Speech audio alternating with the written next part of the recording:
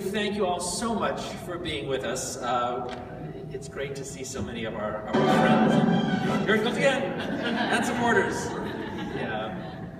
Mayor Sheehan, great to see you. Mary, John, thank you both for taking time out of your very busy schedules to be with us and for your eloquent words. I did want to just reinforce what our brilliant and wonderful and never to be teased board chair, Marisa Eisenman, said. Just along the many things that she said, she did mention that this year we have record subscription numbers. And I just want to reinforce that as long as we've been keeping records, we have never had as many subscribers to the Albany Symphony as we have this season. We've kind of blown through all of our past records. And so that, to me, is the most exciting thing. Thanks to Ella and the marketing team and all. But a lot of work has gone into making that happen. So it's a very exciting time for us, and it's a particularly exciting time for us because so many people are taking the transformative journey with us, and we're looking forward to making next season even more of a success. So very exciting time for us. And if you want to have a sense, I just want to give you my usual upcoming concert pitch because we want to get a sense of just how much excitement there is at the Symphony. I hope you'll come on over to our concerts this weekend, which happen to be at the Troy Music Hall, with this amazing 29-year-old tuba player, Carol Jansch, the solo tubist of the Philadelphia Orchestra, playing a beautiful new concerto by Michael Dougherty, Reflections on the Mississippi, as well as the classic tuba concerto of Vaughan Williams. What other community in the entire world would you get to hear not one, but two tuba concertos with this glamorous soloist, in addition to a beautiful Brahms symphony and a great Elgar serenade. So lots of exciting things going on all year long. Next month we're going to be doing a Mozart Requiem like none you've ever heard before, and lots of exciting things. But we're not here to talk about this season. We're here to get a little bit of a secret unveiling, or the not so secret anymore, unveiling of our coming season. And as you saw probably from the brochure, which I hope you picked up, everybody, our great special celebrity artist is none other than Emanuel Ax, the Dean of American Pianists. Now, as you probably know, Emanuel Ax lives in our neighborhood. He has a beautiful home in the Berkshires and spends his summers there teaching at Tanglewood, and he lives in New York City the rest of the year.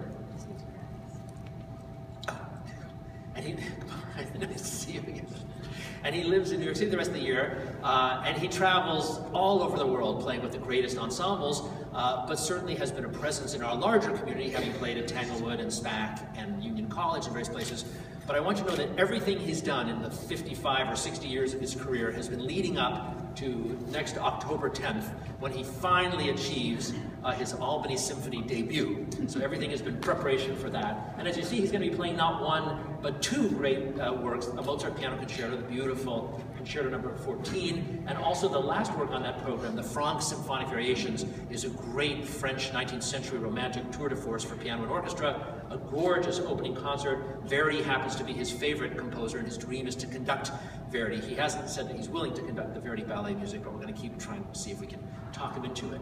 So that's a beautiful little season opening, and there'll be a great gala concert afterwards. We'll have a wonderful time. So that's our opening, and I should probably stress, as we've been doing the last few years, and something that's really driven our subscriptions dramatically, when you buy our 8-concert subscription, you get Emanuel Ax and this gorgeous concert absolutely free. So very exciting opening to the season, and a real catalyst, as we had Josh Bell this year, for getting people to want to not only come to 4 or 5 of our concerts, but to come to all 8, because each one is its own magnificent happening. So going through the season briefly, the first official subscription concert happens on November 7th. It features this brilliant young man, Benjamin Bielman, who's going to be playing the Sibelius Violin Concerto, which is a gorgeous piece and really his signature piece. He's been playing a Guarneri del Gesù instrument, one of the greatest instruments in the world, but he didn't like it, so he's just traded it in for a Stradivarius, which I think is even better. He's an incredible young solo artist who was trained at the Curtis Institute.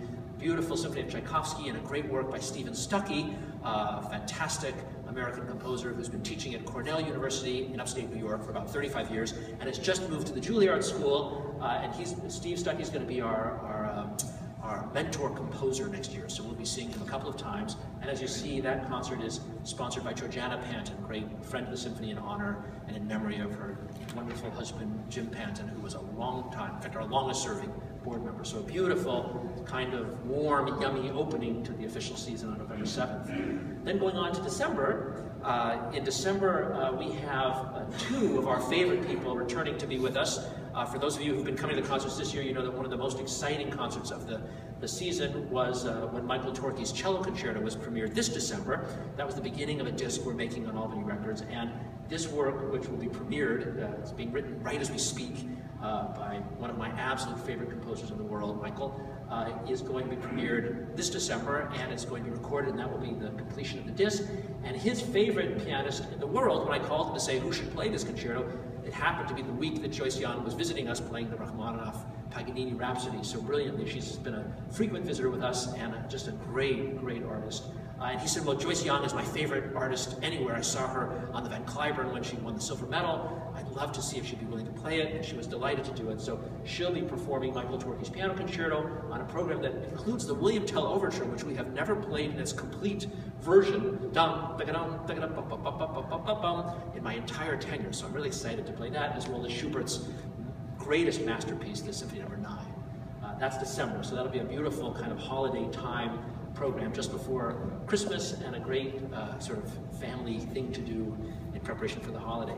In January, a great colleague and friend of mine who's appeared with us once before, Joanne Folletta, the conductor of the Buffalo Philharmonic, will be on the podium as our guest conductor with a brilliant cellist who happens to be her principal cellist, and I just worked with the Buffalo Orchestra, and he's an incredible artist, playing this fantastic tango concerto for cello and orchestra, which the Buffalo just recorded by Miguel de la Guila, who's a great South American composer living in California. I've done his work, but not here before, and it's very cinematic and very exciting.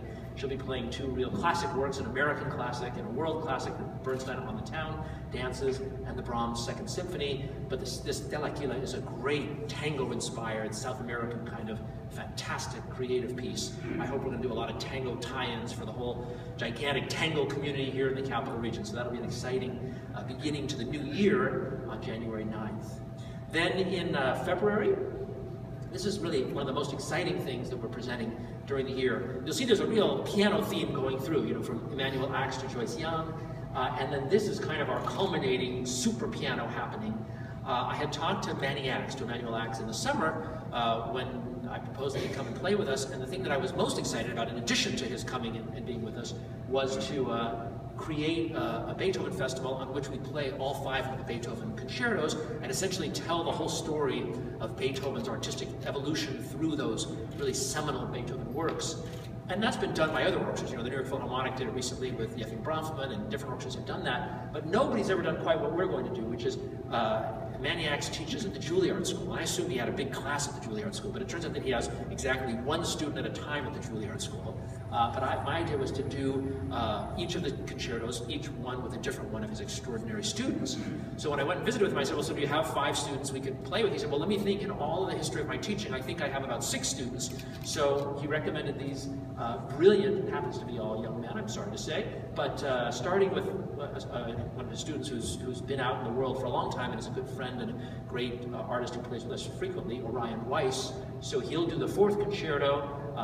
Dong Hyuk Lim recently graduated from Juilliard. He'll do the 3rd concerto. Niko Namaradze does the 2nd. George Lee does the 1st. And Louise Schwitzgebel, this incredible Swiss pianist, half Chinese, Chinese-Swiss, is going to play the 5th, the famous Emperor Concerto. So what's beautiful about it is it ties in with our Emmanuel Ax celebration at the beginning of the year. These are 5 extraordinary young emerging artists. And we'll do 3 on Saturday night and 2 on Sunday. Whichever subscription series you buy, you can always buy an add-on to the other concert to come see that. And in addition, they'll be doing a special sonata program, each one doing a different of their favorite sonatas. So we'll make a whole Beethoven immersion weekend out of it. It'll be a lot of fun in February, very exciting and a very special kind of thing out of the ordinary for us. So that's February. March. Very exciting. This is the concert that's maybe our edgiest and the one that I'm most excited about. As you probably know, we've got this 2-year residency with these 6 handsome young gentlemen who all were graduate students at Yale in composition together and have gone out into the world and all have very wonderful careers. You probably saw a lot of them in last Sunday's Times when there was a big article that featured 4 of them, and they're called Sleeping Giants, a composers consortium. And so they are designing an entire concert their interest really is in how music gets changed and reused, and the whole idea of layering new music on old music, and figuring out how to reorganize old music. The whole idea of sampling and of all the things that computers and synthesizers have made possible.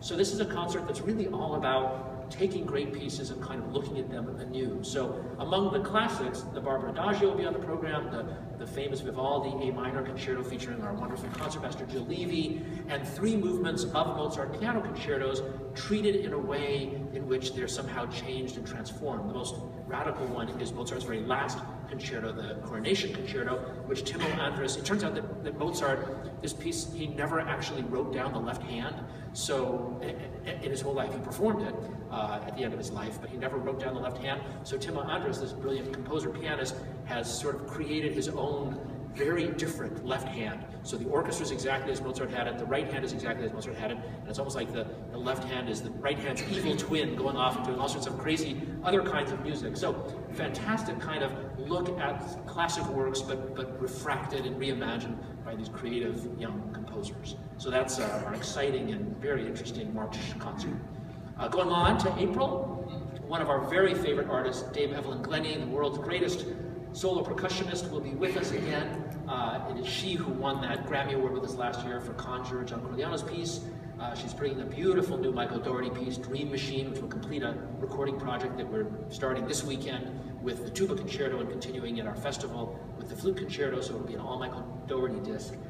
Beautiful piece by Derek Brumell for voice and orchestra, some Portuguese poems, Mar de Setembro, and a beautiful work by Ravel and one by Haydn as well. So a great chance to hear Dame Evelyn do her magic once again. If you saw either of those last couple of concerts she did, she's just an unbelievable thing to witness, her artistry and her choreography and everything about her. So that's April, and then in May we have a very exciting project brought to us by our good friend Barry Richmond, board member, who's been doing a lot of major fundraising to enable us to do this very big orchestra, very expensive piece, Mahler's magnificent Resurrection Symphony. We'll be joined by our great friends at Albany Pro Musica, and it should be a very exciting event. That's a whole evening of the great Mahler Second Symphony, with that unbelievable choral ending that sort of makes you just believe in truth and beauty and life eternal. So the Mahler Second coming up in May. And finally, our Great American Music Festival. Again, Stephen Stuckey returns for this beautiful tone poem, Silent Spring, inspired by the 1962 Rachel Carson book that really spawned the entire environmental movement. And our festival will have all sorts of environmental themes running through it on our Dogs of Desire concert, on our recitals, on various other events that will be announced later. But then also a beautiful song cycle by Aaron Kernis, our great friend, the magnificent soprano Talise Trevinier, will be back to sing these songs, which again complete a recording project for us, and 2 works by 2 wonderful young composers who happen to be women. Jessica Montgomery, our educator partner next year, who's a fantastic violinist and composer, and Lauren Leopono, who's a recent former student of Steve Stuckey. In addition, we'll have our beautiful Magic Christmas concert at the holidays with all sorts of our young friends. It's a great chance for us to collaborate with unbelievable talented young people from the music studio, from the Capital District Youth Chorale, from 2 or 3 dance companies. It's a great event in December. And then, of course, as I mentioned, the Dogs of Desire will be appearing as part of the festival and doing an environmental themed program as part of that.